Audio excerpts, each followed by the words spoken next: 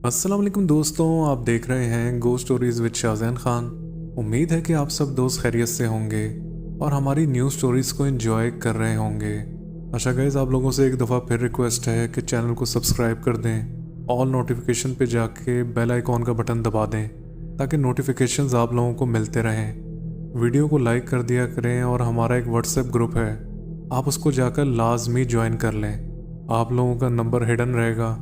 WhatsApp group join करने का फ़ायदा ये होगा कि अगर आप लोगों को नोटिफिकेशन ना भी मिले तो व्हाट्सएप पर आपको लिंक मिल जाया करेगा। व्हाट्सएप ग्रुप का लिंक नीचे कमेंट सेक्शन में पिन है। आप सबसे मेरी रिक्वेस्ट है कि अभी जाकर उसको ज्वाइन कर लें।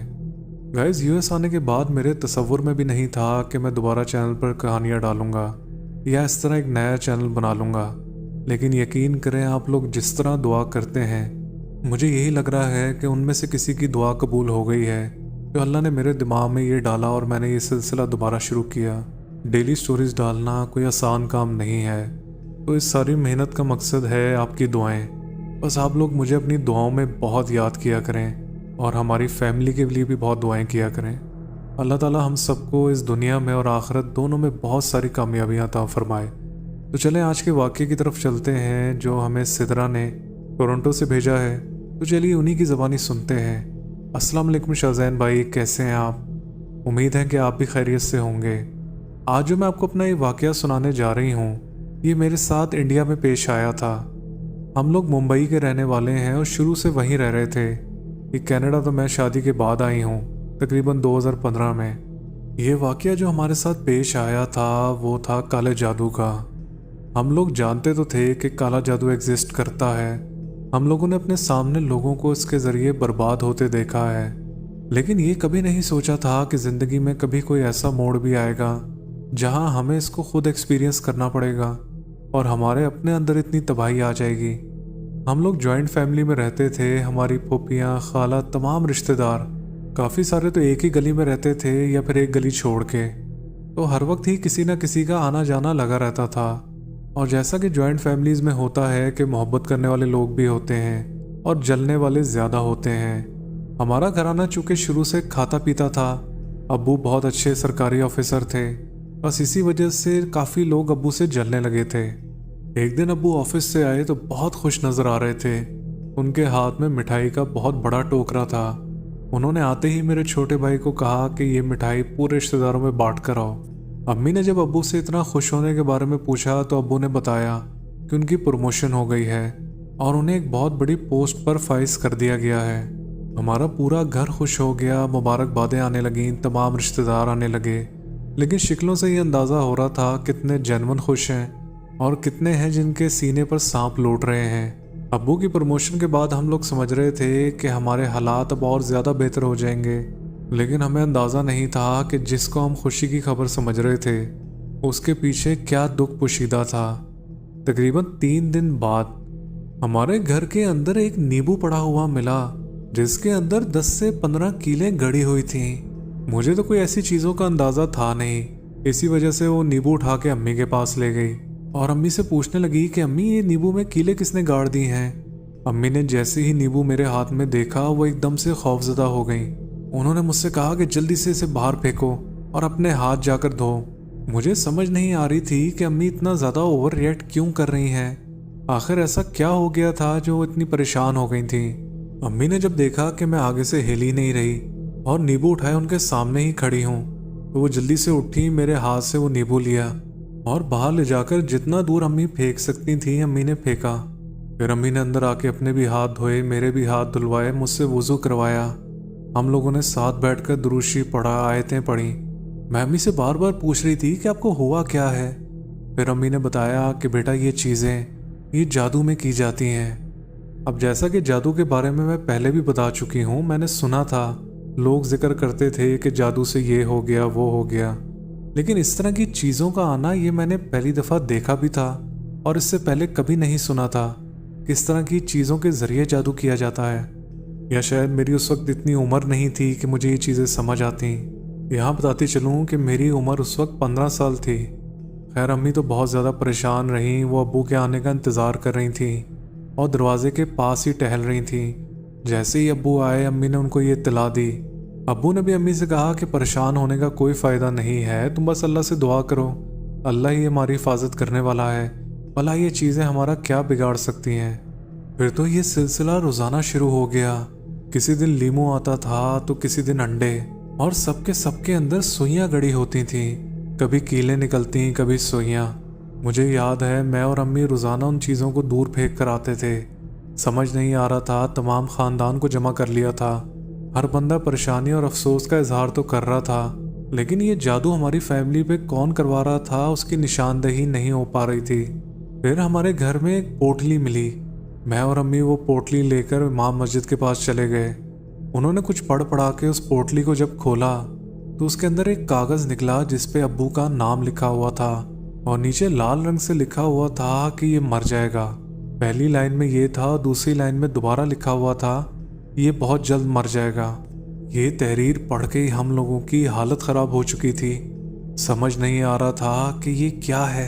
हमारे साथ दुश्मनी में कोई कैसे इतना आगे जा सकता है कि मरने मारने पर आ जाए।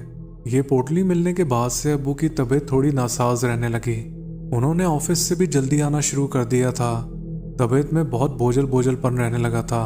जैसे ही अब्बू घर आते थे अम्मी कुरान पाक लेकर बैठ जाती, उनको दम कर के पानी पिलाती रहती थीं, लेकिन किसी चीज़ से भी कोई अफाका नहीं हो रहा था। अब्बू की तबीयत दिन ब दिन ख़राब हो रही थी। फिर एकदम से ही अब्बू को खून की उल्टियाँ आनी शुरू हो गईं। हम लोग रोज़ाना किसी न किसी अस्पताल में अब्बू को लेके जा रहे होते थे। कभी उनका कोई टेस्ट होता, कभी कोई, लेकिन किसी टेस्ट में भी उनकी बीमारी की तशखीस नहीं हो रही थी। लेकिन अब्बू की बीमारी का हाल ये था कि वो सूख कर बिल्कुल कांटा बन चुके थे। अब्बू की हालत देखकर दिल खून के आंसू रोता था कि इतने जवान सेहतमंद इंसान क्या से क्या हो गए। अच्छा, यहाँ ये भी बताती चलूँ, जहाँ डॉक्टरों का इलाज चल रहा था वहाँ अम्मी आमिलीन के पास भी जा रही होती थीं। कभी कोई तावीज़ ला के अब्बू के गले में डालती, कभी कोई पानी पीने का ले आती, कभी कुछ फूंकना शुरू कर देती। यानी हर तरह के हम लोग वसाइल अपना रहे थे, लेकिन अब्बू की तबीयत थी कि संभलने में नहीं आ रही थी। वो जादू का सामान अब भी हमारे घर पर आकर गिरता था। वही लीमू, अंडे, लौंगे, पता न जाने क्या क्या अजीबोगरीब चीज़ें उसके अंदर होती थीं। सारे रिश्तेदार देखने में तो बड़ा सपोर्ट कर रहे थे, रोज़ाना अब्बू की खैरियत भी लेने आते थे, लेकिन न जाने अगर सब लोग ठीक थे तो फिर हम पर जादू कौन करवा रहा था, ये बात हम लोगों को समझ नहीं आ रही थी। मेरा तो दिल करता था तमाम ख़ानदान वालों के हाथ में कलाम पाक रखूं और एक से कसम दे देकर पूछूं कि आया वो तो ये काम नहीं करवा रहा। मैंने अम्मी को गुस्से में एक दिन ये बात कह भी दी थी तो कहने लगी, बेटा पागल हो, पहले ही इतनी मुसीबतें सर पर हैं, ऊपर से तुम पूरे ख़ानदान वालों को अपना दुश्मन बनाना चाह रही हो। क्योंकि इसमें तो कोई शक नहीं था कि ये था तो हमारा कोई रिश्तेदार ही, वरना कोई भी गैर आदमी जिसका आपसे कोई ताल्लुक ना हो वो कभी ये हरकत नहीं करता।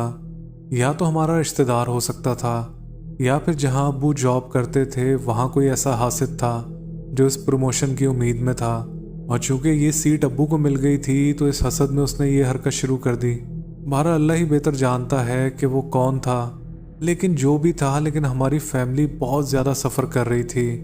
अब्बू के बीमार होने के बाद घर के हालात भी ख़राब होना शुरू हो गए। छोटा भाई भी आवारागर्दी पर लग गया। हालांकि मेरा इतना प्यारा भाई जो 5 वक्त का नमाजी था, हर चीज़ की एहतियात करता था, गलत दोस्तों में नहीं जाता था, अचानक से एकदम न जाने उसके साथ क्या हुआ कि वो गलत सोबत में पड़ गया। जब से ये मनहूस चीज़ें हमारे घर में आना शुरू हुई थीं, हर चीज़ उलट पुलट हो रही थी, हर चीज़ में नहुसत पड़ रही थी। पहले जो ये लीमू अंडे वगैरह घर की एंट्रेंस पर मिलते थे, फिर ये हमारे कमरों से मिलने लगे, यहाँ तक के कपड़ों के अंदर से ये चीज़ें निकलने लगीं। सुइयाँ तो इतनी बेतहाशा निकलती थीं कि वॉशरूम जाओ तो ब्रश के अंदर से सुइयाँ निकलती थीं, बेसन में सुइयाँ पड़ी होती थीं।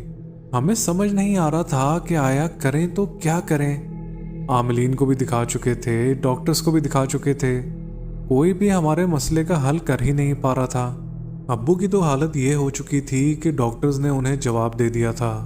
अब्बू को देखकर तो ऐसा लगता था कि जैसे उनका खून किसी ने निचोड़ लिया हो, जबकि छोटा भाई नशे का आदी बन चुका था। इस 1 साल में हमारे घर की पूरी काया पलट हो गई थी। पहले जो लोग हमें हसरत भरी निगाहों से देखते थे, अब वो हम पर तरस खा रहे होते थे। अब्बू की नौकरी भी ख़त्म हो चुकी थी, थोड़ी बहुत पेंशन से ही गुजारा चल रहा था। फिर एक दिन अम्मी का भी एक्सीडेंट हो गया। उनकी टांग टूट गई थी। ऐसा लग रहा था कि मुसीबतों ने हमारे घर का ही रुख कर लिया है। वो घर जो पहले खुशियों का गहवारा होता था, अब ऐसा लगता था कि जैसे उसमें हर वक्त नहुसत भरी हो। अब छोटा भाई नशे का आदी बन चुका था, सिर्फ घर में मैं ही रह गई थी जो अम्मी और अब्बू का ख्याल रखती। घर को फाइनेंशियली सपोर्ट करने के लिए मैंने सोचा कि घर में बच्चों को ट्यूशन पढ़ाई जाए, ताकि थोड़े बहुत बच्चे आएँ, उससे जो फीसें आएँ घर का गुजारा हो सके, क्योंकि घर के खर्चे बढ़ गए थे और अब्बू की पेंशन से पूरे नहीं हो पा रहे थे। जब मैंने ट्यूशन का काम शुरू किया तो 4-5 बच्चे आने भी लगे। उन बच्चों को पढ़ाने में जो थोड़ा बहुत टाइम मेरा लगता था, वही सुकून का होता था जब मेरा दिमाग थोड़ा बहल जाता था। वरना तो पूरा दिन हर वक्त एक टेंशन, दूसरी टेंशन, फिर तीसरी टेंशन। एक दिन तो हद हो गई, जब बच्चों का ट्यूशन टाइम ख़त्म हो गया तो उनके अम्मी अब्बू उनको लेने आने लगे। मैं जब उनको छोड़ने के लिए बाहर दरवाजे पे जाने लगी और जब उनको छोड़कर वापस मुड़ी तो शाहजैन वहाँ पर एक काले स्याह रंग की बिल्ली, उसकी गर्दन कटी हुई और उसमें से ताज़ा खून बह रहा। वो खून इतनी शिद्दत से बह रहा था कि जैसे इसको अभी ज़िबा किया गया हो। उसका खून उड़ के दीवारों पे, दरवाज़ों पे और यहाँ तक कुछ छींटे मेरे कपड़ों पर भी पड़ी। मैं तो डर के मारे घर के अंदर भाग गई और अंदर अम्मी अब्बू से तो मैंने इसका जिक्र नहीं किया। मुझे पता था वो बेचारे वैसे ही बीमार हैं और परेशान हो जाएंगे, लेकिन वो मंजर बहुत हैबतनाक था। मैंने आज से पहले इस किस्म का हैबतनाक मंजर कभी नहीं देखा था। जिस तरीके से उस बिल्ली में से खून निकल रहा था और वो बिल्ली तड़प रही थी, वो मंजर आज भी मेरी आंखों में है। मैं इन हालात से तंग आ चुकी थी। रोज़ाना नई नई चीज़ें देखना, हर रोज़ की परेशानियाँ, कुछ न कुछ चल ही रहा होता था हमारी ज़िंदगी में। मैं अल्लाह से रो रो कर दुआएं मांगती थी कि अल्लाह ताला इस जंजालपुरे से मुझे निकाल ले, मेरे वालिदैन को भी सेहत अता फरमा। इस बेबसी की ज़िंदगी देख देख कर मुझे बहुत उलझन होती थी। इसी दौरान रिश्तेदार मेरा रिश्ता मांगने लगे। जिसको देखो अपने बेटे का रिश्ता लेकर अम्मी के पास आ रहा था। अब अम्मी बेचारी बेड पर लेटी होती थीं। अम्मी को वो लोग डरा रहे होते थे कि देखो बहन, ज़िंदगी मौत का कुछ नहीं पता, अपने सामने ही अपनी बच्ची के हाथ पीले कर दो, वरना रूह को भी सुकून नहीं मिलता। ये बच्ची भी जब तक महफूज है जब तक तुम लोगों की सांसें चल रही हैं, तो इससे बेहतर यह है कि इसका रिश्ता अभी कर दो। मुझे तो अपने रिश्तेदारों की शिक्लों से नफरत हो गई थी। जब भी ये मनूस घर आते थे मेरा तो दिल करता था कि इनको जहर दे दूं, लेकिन मैं जानती थी कि ये खुद इतने जहरीले हैं कि इन पर कोई जहर भी असर नहीं करेगा। मैंने अम्मी को साफ मना कर दिया था कि मैं कभी भी रिश्तेदारों में शादी नहीं करूंगी। मैंने ये वाज़े तौर पे अम्मी को बता दिया था कि शादी तो मैं ख़ानदान से बाहर ही करूंगी। इन खबीसों के बेटों से मुझे शादी का कोई भी शौक़ नहीं है। अभी रिश्तों का आने का सिलसिला जारी ही था। इस दौरान अब्बू का इंतकाल हो गया। अब्बू की जो हालत हो चुकी थी, हम लोग पहले से ही ज़हनी तौर पर तैयार थे कि किसी भी टाइम अब्बू का बुलावा आ सकता है, क्योंकि अब्बू ज़िंदा होते हुए भी तकरीबन नीम मुर्दा हो चुके थे। बस ये समझ लें उनके इंतकाल से एक फॉर्मेलिटी ही पूरी हुई थी कि उनका जिस्म मट्टी के अंदर चला गया, वरना बेड के ऊपर भी वो बेचारे एक मुर्दों वाली ज़िंदगी गुजार रहे थे। अब्बू के चेलम के बाद से ही रिश्ते आने का सिलसिला दोबारा शुरू हो गया, और इस दफ़ा शिद्दत ज़्यादा थी कि देखो बहन, अब तो तुम्हारा शौहर भी नहीं रहा, तुम्हारी भी तबीयत ठीक नहीं रहती, तुम फटाफट बात पक्की कर लो, बेशक निकाह बाद में कर लेंगे। अम्मी तो करना चाह रही थी, लेकिन मैं बिल्कुल भी राज़ी न थी। मैं दिन रात अल्लाह से दुआ करती थी, अल्लाह ताला इतना कुछ तो तूने मेरे साथ कर दिया, इतनी आजमाइशों से गुजार दिया, बस एक मेहरबानी फरमा दे, मुझे इन खबीसों के पल्ले ना डालना। मैं जानती थी ख़ानदान में जहाँ भी रिश्ता होकर जाऊंगी ये लोग मेरे साथ क्या सलूक करेंगे, क्योंकि अब ना मेरे पीछे मेरे वालिद थे, अम्मी बीमार रहती थी, भाई नशे में पड़ गया था। इन लोगों को जो इतनी मोहब्बत आ रही थी मुझसे रिश्ता करने की, उसकी वजह था ये घर जिसकी मालियत बहुत ज़्यादा थी, और ये सब लोग मुझसे रिश्ता जोड़कर ये घर हड़पना चाहते थे। वो जो लीमू और अंडे आते थे उनके आने का सिलसिला अब कम हो चुका था।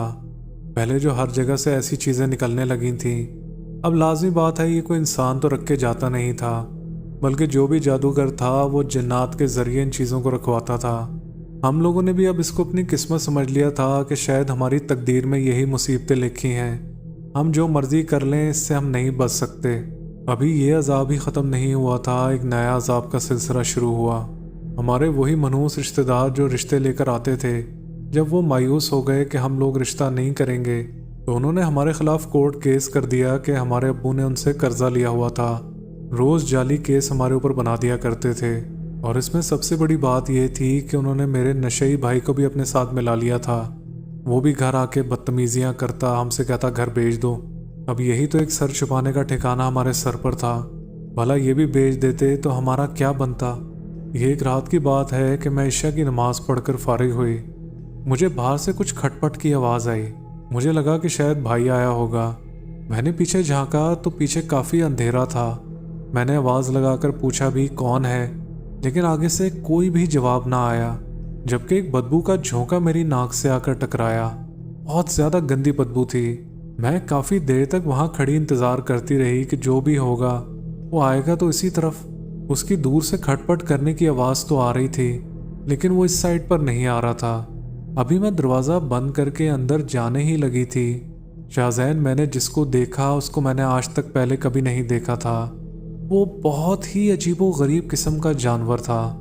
उसका जिस्म तो एक बिल्ली के बराबर होगा, लेकिन मुझे उसकी सिर्फ एक आंख नज़र आ रही थी और वो एक ही जगह बैठकर मुझे घूरे जा रहा था। न जाने मेरे मुंह से कैसे कलमा निकलना शुरू हुआ। बस जैसे ही मैंने पढ़ाई शुरू की, आनन फानन में वो मेरे सामने से गायब हो गया। एक तो फाइनेंशियली तबाही चल रही थी, ऊपर से अम्मी बीमार, अब्बू रहे नहीं थे, भाई नशई हो चुका था। उसके साथ साथ ये जादू जिन्नात भी चल रहे थे। आप इमेजिन कर ही सकते हैं कि मैं किस दौर से गुजर रही थी।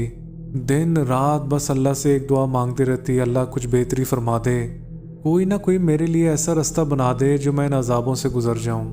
फिर अल्लाह को भी शायद मेरे ऊपर रहम आ ही गया। हुआ ये कि मेरे पास जो बच्चा पढ़ता था, एक दिन उसके अब्बू लेने आए। पहले तो हमेशा उसकी दादी ही लेने आती थी, लेकिन न जाने अल्लाह को उस दिन क्या मंजूर था। वो जब लेने आए तो उनको मैं पहली नज़र में ही पसंद आ गई। उनकी बीवी का इंतकाल हो चुका था और उनका एक ही बेटा था जो मेरे पास पढ़ने आता था। हालांकि मैं कुंवारी थी, लेकिन जब उन्होंने रिश्ता भिजवाया तो मैंने फ़ौरन अम्मी से कहा कि हाँ कर दें। सादगी से निकाह हुआ और मैं उनके घर चली गई। सबसे पहली शर्त जो मैंने निकाह पे रखी थी वो ये कि वो लोग अपना घर यहाँ से चेंज कर लें, क्योंकि मैं इन खबीस रिश्तेदारों के साथ बिल्कुल भी रहना नहीं चाह रही थी। मैं जानती थी कि ये वहाँ भी कोई ना कोई गुल खिलाएंगे। मेरे मियाँ ने मेरी ख्वाहिश पर काफ़ी दूर घर ले लिया था। मैं अम्मी को भी अपने साथ ही ले आई थी। हमारा भाई वहीं कहीं घूमता रहता था। फिर एक दिन जब मैंने अपने मियाँ को अपने पुराने घर भेजा अपना कुछ सामान लाने के लिए, तो पता चला कि उन मनहूस रिश्तेदारों ने हमारे घर पर कब्जा कर लिया है और ताला लगा दिया है। और ये सब कुछ उन्होंने किया तो कानूनी तौर पर था, लेकिन सब जालसाजी के ज़रिए हमारे ऊपर गलत केस बनाकर। फिर एक दिन इत्तला मिली कि मेरा नशई भाई एक्सीडेंट में मर गया है। थोड़े अरसे बाद मेरी सास का भी इंतकाल हो गया। अब घर में मेरी अम्मी थी, मैं थी, मेरे मियाँ थे और मेरा सौतेला बेटा। मैंने अपने मियाँ से ज़िद लगाना शुरू कर दी कि आप प्लीज़ बाहर चलें, हम किसी और मुल्क में जाकर शिफ्ट हो जाते हैं। न जाने मुझे यहाँ के माहौल से ही नफ़रत हो रही थी। मेरे मियाँ ने मेरे ख्वाहिश का एहतराम करते हुए कनाडा के लिए अप्लाई किया और अल्लाह ने यहाँ भी हमारी सुन ली। वहाँ जाकर मैंने अम्मी को भी अपने पास बुला लिया और यकीन करें शाहज़ैन, मैं बहुत पुरसकून हूँ यहाँ आकर। यहाँ आकर भी मैंने ऐसे इलाके में घर लिया जहाँ ना इंडियन हो ना पाकिस्तानी। एशियन लोगों को देखकर मुझे नफ़रत होने लगती है।